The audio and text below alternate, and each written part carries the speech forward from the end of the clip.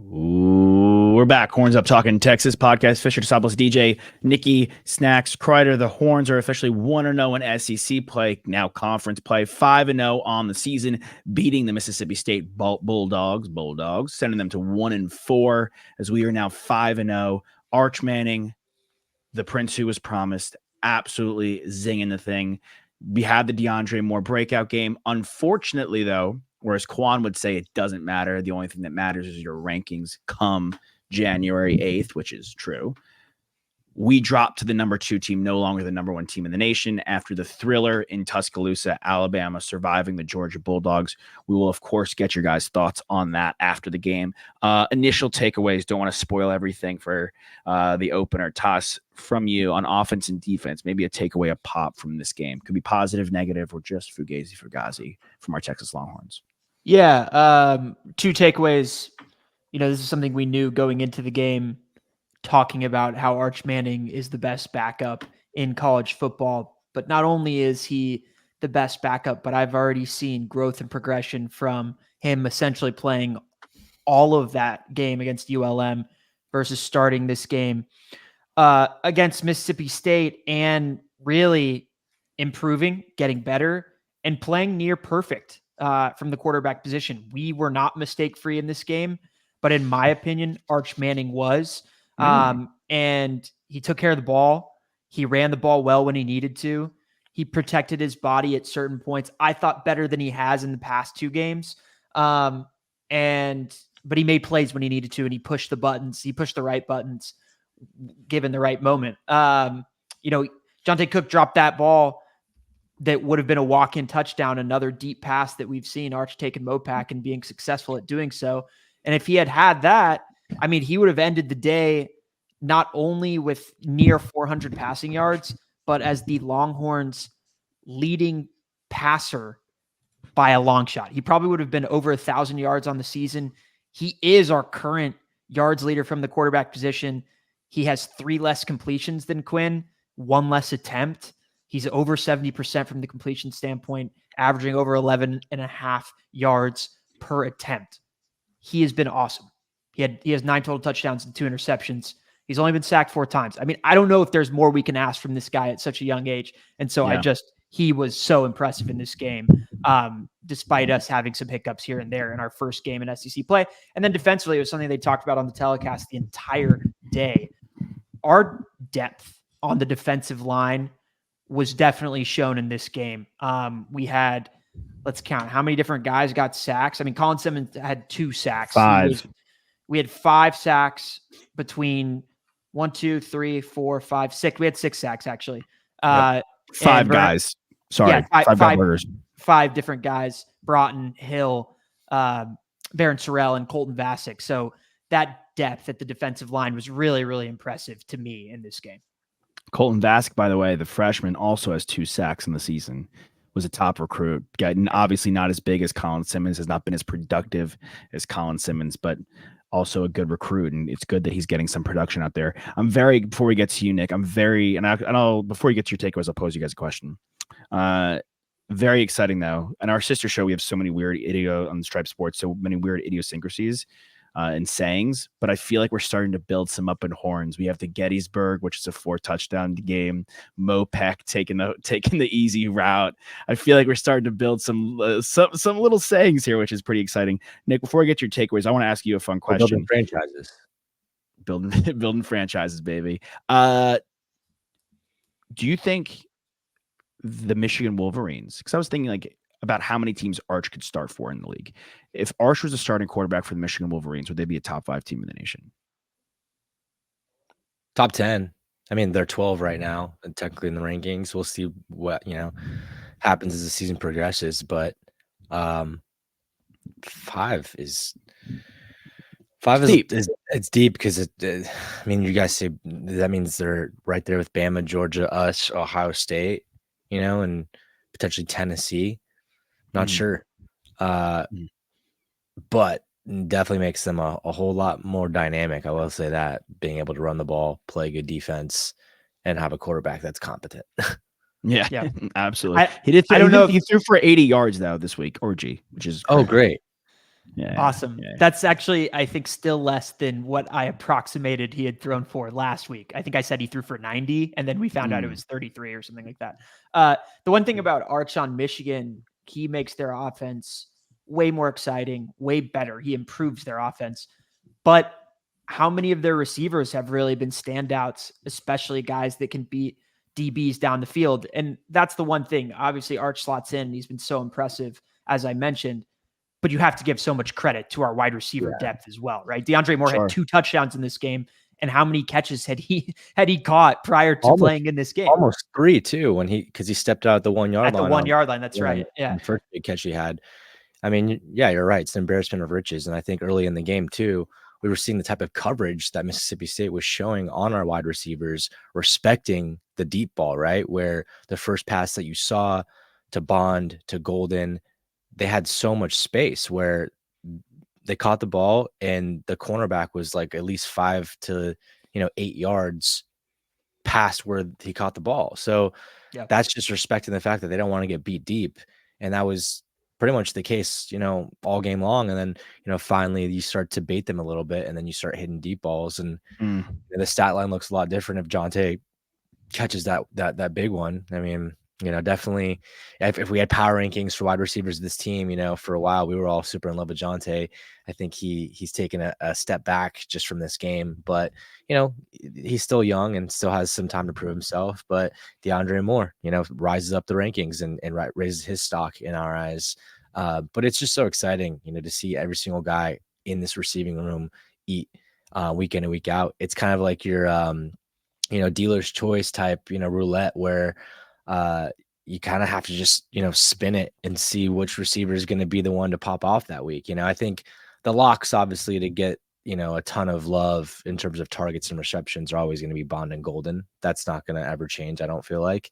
But who's going to be that other guy who pops off? Is it Wingo? Is it Moore? Is it Jonte Cook? Could it be, one of our running backs who gets involved? Gunnar Helm had a big week too, it's really exciting that we can do this. But I think for me, takeaways, obviously, what I just talked about, but running backs being more reliable and just protecting the ball more. Obviously, fumbling the ball once is, not great, but fumbling the ball twice is even worse, especially for a guy, Jaden Blue, who wants to be running back 1. He wants to be the guy that is going to be, manning that backfield, and they pulled him because he fumbled twice. And I like that Sark did that, honestly. It's showing discipline. And if you can't take care of the ball against a team like Mississippi State, then we're going to bench you. We're going to put in a guy who can. And guess what? Trey Wisner came in and did what he had to do and looked great. I think they're really different styled running backs. Trey, I feel like kind of glides, when he's in space. He feels a lot more like a free runner, where I feel like he's avoiding contact, but like at the same time, really shifty, in between the tackles. I think Blue, and partially why he fumbled twice, is he's kind of a heat-seeking missile, right? Where like he's kind of seeking contact sometimes to lower the shoulder and just kind of, run into walls, which it's a little inexperienced, but yeah, I would love to see a lot more security just around the board, because that's 2 fumbles from Blue, and then we rewind a little bit 2 weeks ago, Jarrett Gibson fumbles as well, so. Just don't want to see that, especially from a running back room that's already aching a little bit here and there. But heading to the bye week now, can get all our guys healthy, can get them all rested up. We can do some ball security drills, because we got a big couple of weeks to prepare for Oklahoma. And love that Quinn's out there with great energy on the sideline, hyping up the guys, wearing all the chains like that, supporting his homies. I think that was really cool. And then on the defensive side of the ball, you guys already mentioned it. The defensive line is insanely deep. The rotations that they do to keep their guys that's always huge for D-line, right? Like, I feel like besides maybe wide receiver, like defensive line might be the position where you get gassed the most, because you are just constantly fighting in the trenches and you're trying to, just basically get a 40-yard dash start every time, and working around these guys like that. It's all about conditioning, right? And the fact that we have guys that can just slot in there and rotate and play and keep each other fresh and constantly get sacks, like that's huge, right? It was a slow start, from the beginning of the season, but this defensive line looks ferocious now. So that's a huge one. And then one negative for me, I honestly didn't love, I don't know how you guys feel about this. I didn't love how our DBs played. I think we got lucky. We got bailed out a couple of times. There was Agreed. there was 2 deep balls that our DBs got burnt on that wide receivers didn't come up with a catch. One of them, like it actually hit the guy in the hands and it was still a tough catch, but one of our guys could have made that. And another one, I think Muhammad got beat deep and the ball just was, not placed in the right place. And so they didn't make that catch. And then Michael Taft too. Michael Taft almost gets beat deep too in the end zone. And then last second, he could have gotten called for PI because he didn't even turn around. Definitely. He broke it up. But I think they were playing a little bit not safe enough. I don't know. I feel like they were kind of playing a little risky. Didn't love it. Yeah, I felt it's ironic. I felt there was the weakest game out of our DBs, but maybe the strongest game out of our front seven. Gabenda and Gilbo, who we haven't really sung their praises this season, but they've just been extremely productive from a tackling standpoint. I will say the tackling was a little weak to start. We had some tackling issues to start the game. I think they kind of shored up as things went on. Vernon Broughton has been the sneaky guy on the interior, and I think he's starting to really pull it together quite nicely. One of Toss's boys wanted to call out, who was it, Brett? They wanted to call out for Colin Simmons. I think we shouted him out minorly, but I want to say this on Colin Simmons' part before I get back to the DBs.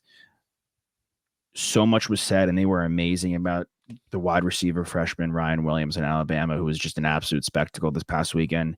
Jeremiah Smith, it's insane. The freshman wide receiver in Ohio State, Jeremiah Smith, made 2 of the best catches I've seen all year in college and pros, back-to-back, one-handed plays.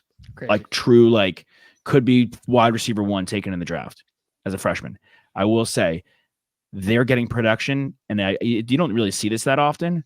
We're getting that version with Colin Simmons, the defensive side of the football, where this guy is a true home wrecker. And if it were not for Anthony Hill, I would really be pushing you guys that he was our best defensive player. And it's tough to really argue week in and week out as he keeps progressing, getting better. Like, we can't really get Trey Moore out there, right? Like, Colin Simmons you have to keep him out there. Trey Moore's been pretty quiet. I will say, a little underwhelming. We thought he was going to make a huge impact. He's made an impact, but it's not what we expected. But for Colin, you mentioned that the freshman wide receivers are shining right now in college football. And I feel like that's a position to be expected, where it's like, okay, you're a freshman, you go out there, you got blazing speed, you got good hands, you run good routes, you're going to be fine, right? You play. Yeah.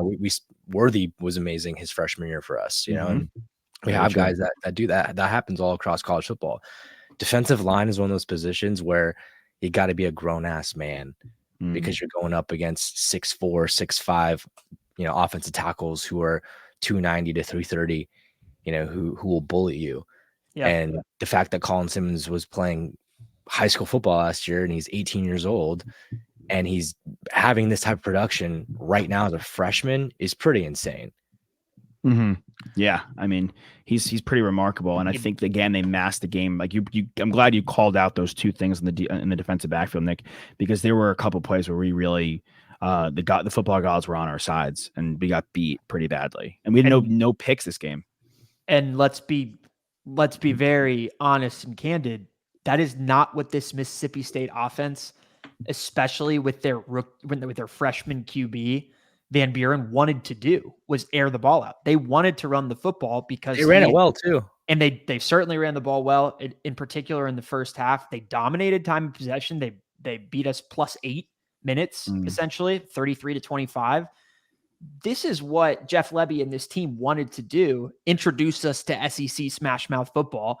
And even more so, I will be critical of our DBs because against a freshman like that, you have to take those opportunities and make him pay when he does air the ball out, right? He had a pretty spotty completion percentage. He basically was he sub 50%?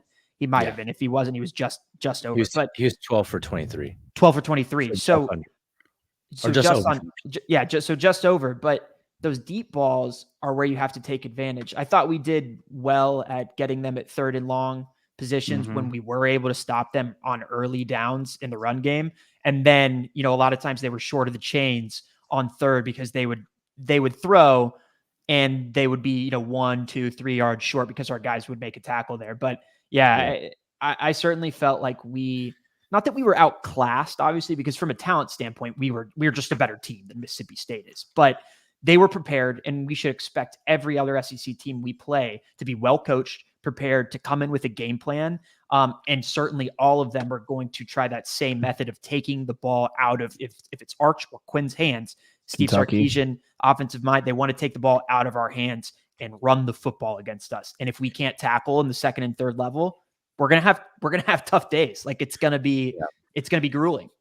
And to be fair too, in games like this where you're a pretty big underdog, you're okay with taking risks and you don't have much to lose, right? So you're 1-3. You're 1-3 in the style of offense that you're playing, right? You're not necessarily trying to get the first down in 3 plays. Like you're in 4-down territory as soon as you cross the 40-yard line, which we saw on their first drive. They went for 4th down multiple times. I think it was a 4th and 7 on that first drive. Yeah, exactly. And so it's like, as a defense, you have to be able to respond to, they're normally, programmed to feel like, okay, we made 3 stops, we're getting off the field, that's it.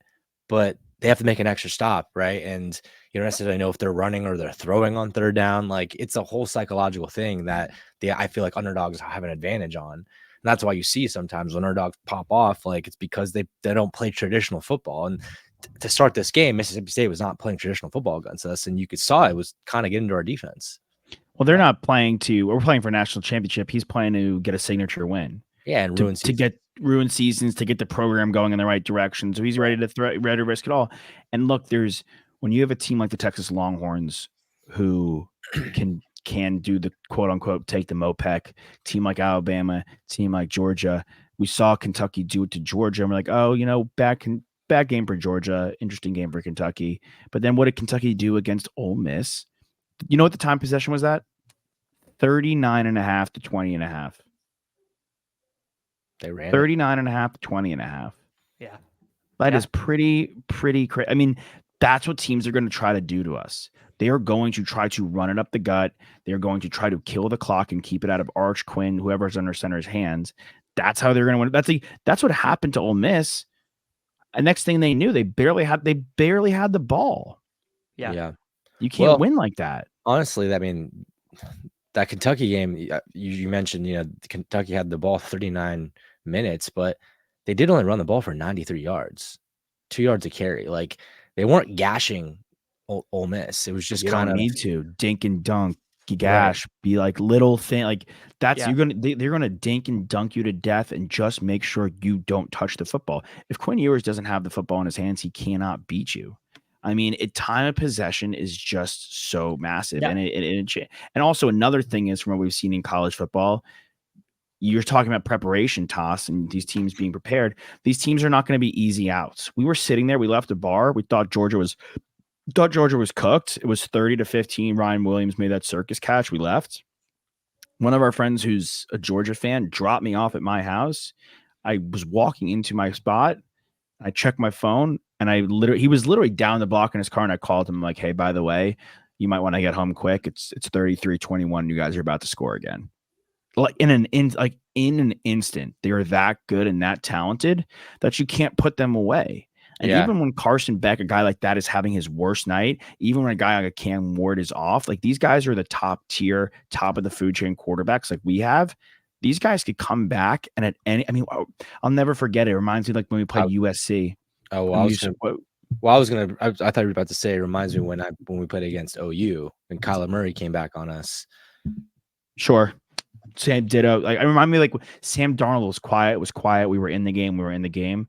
Next thing you know, bang, bang, bang, done. Game over. Just beat us. Just did it. And these are like Carson Beck had a rough game, but him, Milroe, Ward, our guys, like these are going to separate you guys. And fortunately, we have one of those guys. But these teams are not only going to be prepared, but they are going to be tough outs, whistle to whistle. Like there is two things we learned in college football this weekend. Even the quote unquote mid SEC teams are going to be brutal to play, and they're going to look to play spoiler, and they're going to look to control the clock. And even the good SEC teams, when they seem like they're down and out, they are going to be next to impossible to KO. Yeah. I also think that, like, I don't know if easier is the right term to come back into college, like for college football games compared to the NFL, but I feel like the pace of play in the NFL moves a lot quicker, where, game is over in a blink of an eye sometimes. And a lot of that just because it's a moving clock, right? Like it doesn't stop all the time. In college football, obviously, under 3 minutes, you're getting a stoppage on first downs. The operation of clocks, is to the favor of whoever's down, so you can manipulate your game clock a lot easier. So for college football, I feel like it is easier to see comebacks. See teams pull off these 3-score deficits or even these 2-score deficits when they're a couple minutes in the fourth quarter left. So you can't ever count anyone out in this game. Especially those top programs. No, I want to circle back to this one thing I wanted to mention that worries me a little bit. I just feel like we're not getting Burt enough game reps. Confidence. What do we see in the Ole Miss game? We played 5 games. He's only attempted 3 field goals. Yeah, and I will say that I was a little disappointed that we took his points off the board. When we were, it was still the first half, and we're only up by 1 score. It's 14-6. Burt, doinks in a 40+ yard field goal, and they obviously have the offsides. And so instead of taking the points, we just elect to do 4th and 3, and then we get stuffed, and then you get no points and you don't get the first down. And it's like, I mean, I get it. It's like you want to play dominant football, but like if it's a 1-score game, play it a little safe, make it a 2-score game. Next drive, maybe we'll get a little fancy with it. But at the same time, it's like, let's get this kid some confidence, right? Because there's going to be a game where he's going to have to put the game on the line. And if you don't have that confidence, if you don't have those reps, like, you really want that guy going out there to try to hit a 45-yarder to win the game? Yeah. I mean, it's tough. It felt like we were pushing it a little bit, but you also, Arch Manning under center, a guy that can run for 3 to 5 yards really easily. Like I understand the mentality of going for it on 4th and 3 for a Texas Longhorns offense that's as productive and as talented as ours is. 4th and 3 should be a conversion every single time, in my opinion. But should be. But that confidence in a kicker is really, really important. And at that point, I think it was 7-6, or maybe it was 7-3. So we were pushing for sure, because I will say the one thing that I was impressed about our team was we played much better in the second half than we did in the first half. For all of the mistakes, mental fumbles, flags, penalties in the first half that we made, I thought we made up for that and really refocused in the second half. We were able to run the football really well in the second half. Trey Wisner was excellent running the football. And we ended up running for 150, 170, 198 yards, so some of that was on Arch Manning's back too. Yeah, it didn't feel like it, right? But really in that Wisner felt like he came to bruise a little bit today or the other day. For sure. Yeah. So I was impressed how we bounced back with that. And even more so, we lose the time of possession battle, but we were giving praise to our defensive line and the depth there. How about the conditioning as well that the coaching staff has put them through to be able to play that well in the second half after being on the field for so long in the first half. So I liked how we bounced back, even though we were sloppy at the beginning. But there's still things to correct and things to work on. And that's why the bye week's going to be great. Obviously, Wingo got banged up in this game, his knee in particular, but he came back on the field, which I was grateful to see. And he looked nice on that stiff arm, which was good. And then, of course, Jaden Blue and what Sark had to say after the game, just saying, this is a guy that we need going forward. And we're going to figure out whether it was a technical issue, whether it was a ball being in the wrong arm issue, and we're going to get to work, and we have a week to work on that and to get those reps to work that out of Jaden. And Jaden was a team captain in this game, so he obviously was still on the sideline, still involved, even though he was upset with himself for the mistakes that he made. I'm not worried about him though, I think the bye week's coming again. Like injury aside, there's been so much outside media circus about this team. I think this team, and we're in a great spot. We're 5-0, can't ask for much more. Great first win in the SEC, great win against Michigan, took care of business against the easy teams, no sweats. I think this team could take a step back from the limelight for a weekend and chill, regroup, relax, get reorganized. I don't think that hurts. And I think that I'm going to pose you guys a tough question to close it, but I think we're starting to see a lot of programs separate quote unquote boys from the men. This weekend, we'll see Mizzou go to A&M. We'll see what they're really made of when push comes to shove. We'll see Miami travel all the way to Cal to see if that takes an effect. Tennessee has to go to Fayetteville.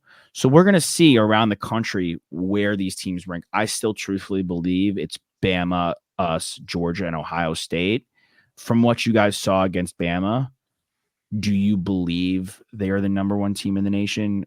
Or are you going to abstain and see we need to just see more and more as to play out from our side of things?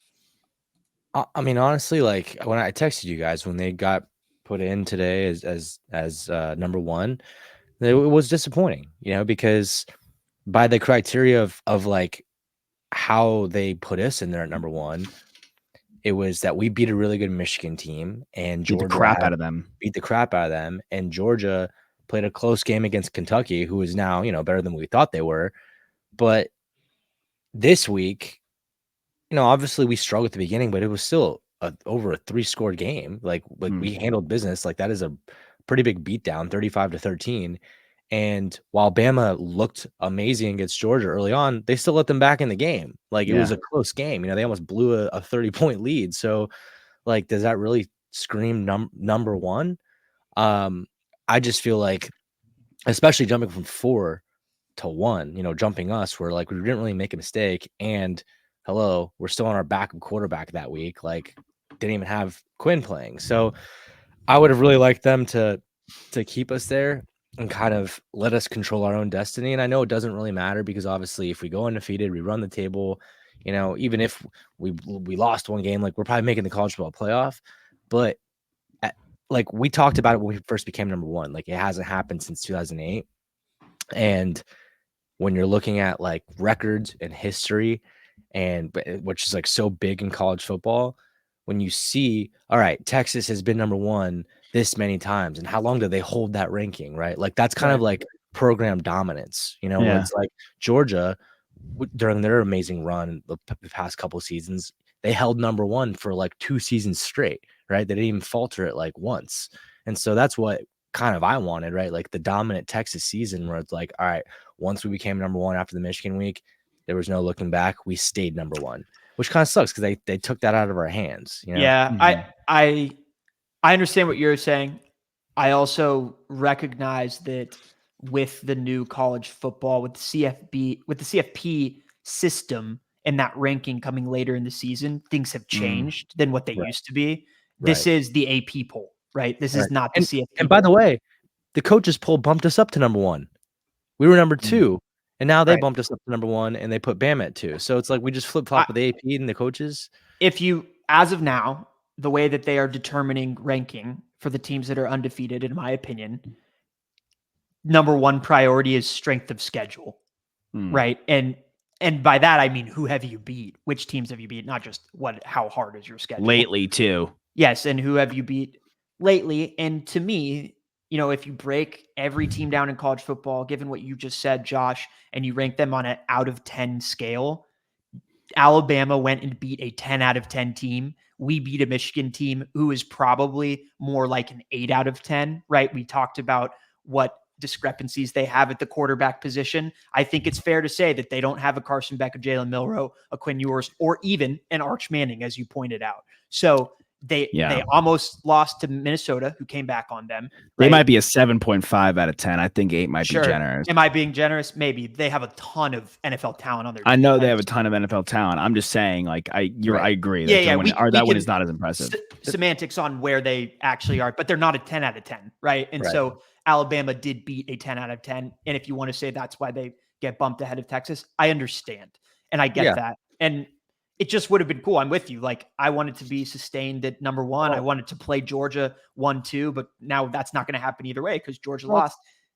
And let's not forget, this Oklahoma Sooners team just went and beat Auburn. We had a tough game at home against Mississippi State. Yes, we won by 3 scores. This Oklahoma Sooners team went on the road came back. beat Auburn, came back in a come behind win. So they should have won that game. Auburn go look at the box score of that game. You'll be like, how did insane. Oklahoma win this thing? Pick six. The thing is, it's like, okay, if we kick the crap out of Oklahoma, right?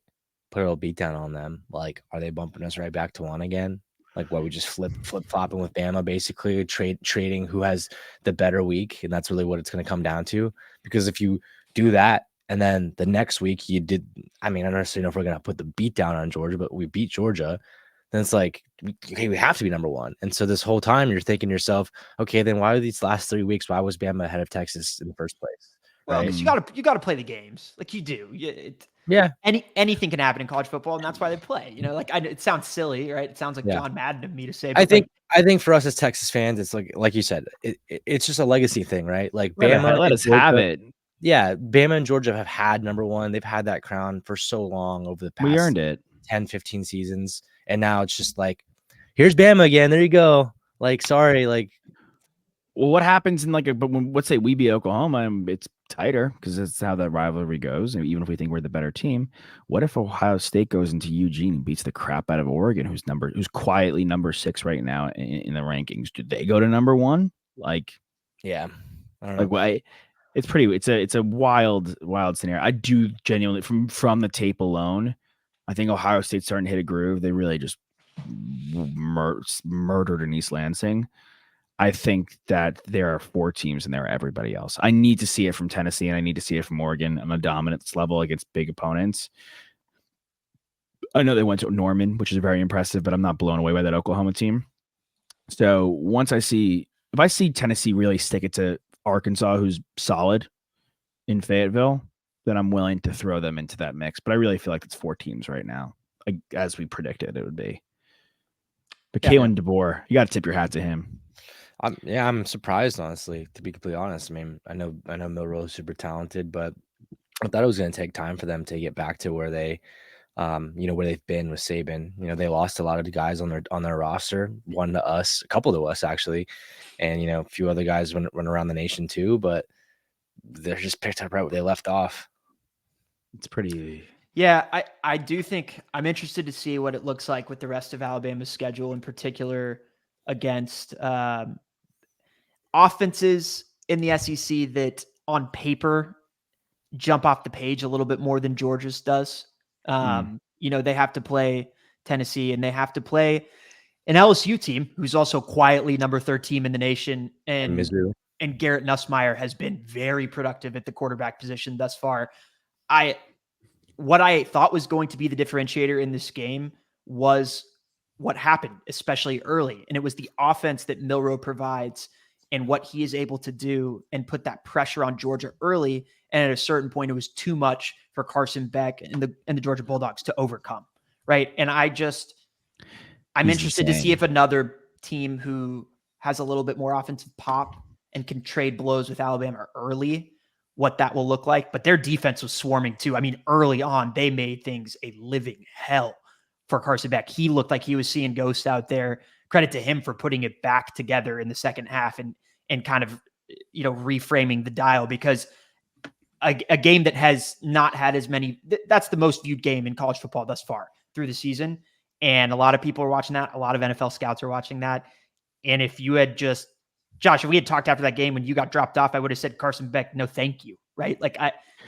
He'll still be a first round. He was solid. No, he had a couple tough throws. But you watch that first half and you say 1-1 consideration. I don't see it. Right. And it's not one game does it make a man, but I certainly think he did a lot to help himself in that second half. But again, they're not a perfect team, Georgia. And neither is Alabama. They let a team come back on them in the second half. Well, I don't think anyone's perfect this season. I think that. Yeah, I think there's a little bit more parity than we think. And I'm excited to see Ohio State play a team who is of an 8 out of 10 ilk or better, right? Because we saw what happened when Ole Miss played a savvy Kentucky team and they lost. And that was what we were saying was to Quan last week was, okay, Quan, they're really, really good. Jackson Dart's a beast, but we haven't seen them play anybody. They haven't played Squatini. No. Yeah. I mean, I think we criticized Bama for having slow first halves against Wisconsin and USF. And I think now that we've seen it on our end, we can maybe see the other side of the coin. Yes, you don't want to have that slow start, and that's something that, you can knock a team for that. But the great teams don't flinch, don't panic, come out in the second half and execute their game plan and execute their personnel and their strategy. And I think we did that to a T. And I think you see that with Kirby Smart. And yes, they lost, but they didn't flinch. They didn't panic 1 second. And that's why Carson Beck, is still going to be in the conversation on half a year from now. And I will say this, plus 1,800, Jalen Milroe, first overall pick. Bet it. Wow. I'm just saying it's a good value bet. Any last thoughts on the Horns, guys? No, I mean, hook 'em as always. Thank you. On that note, we'll see you guys next time. Fisher Sopolis, DJ, Nikki, Snacks, Crider.